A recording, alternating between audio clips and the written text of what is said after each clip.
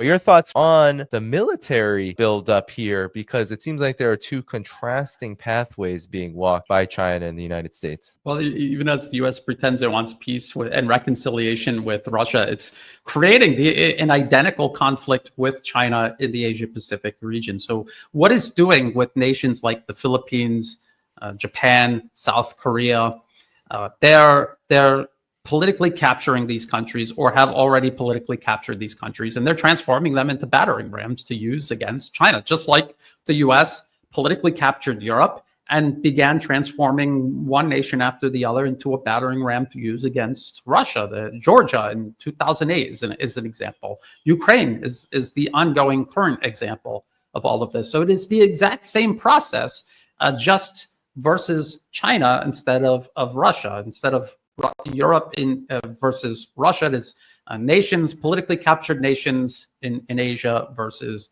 China. The Philippines is a particularly tragic example of what the U.S. is really doing in terms of foreign policy.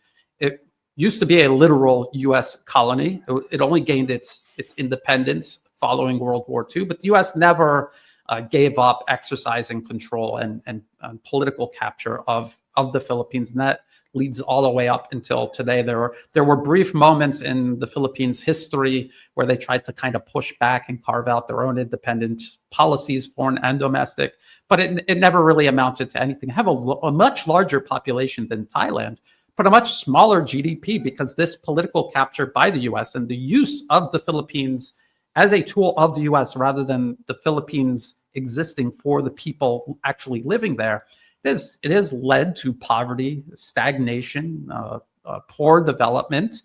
And this most recent couple of years, there was growing cooperation between the Philippines and China. Virtually every country in Asia counts China as its most important trade partner, investor, partner in terms of infrastructure, including the Philippines. The US got the government to cancel all of these projects that were ongoing with China, and instead redirecting the Filipino public funds into military spending. And military spending specifically aimed at transforming the Philippines into a battering ram against its own largest trade partner, which is China. And you mentioned South Korea and Japan. These are two countries that also count China as their largest, most important trade partner. They understand that their future is with China. The U.S. has nothing to offer these nations, nothing at all. Security guarantees against the conflict of America's own engineering, that doesn't add up. And so even though they exercise political control over the governments, the special interests in South Korea and Japan, unfortunately, are overruled by the much larger, more powerful interests of the United States. But ultimately, they are doing business with China. They want to do business with China.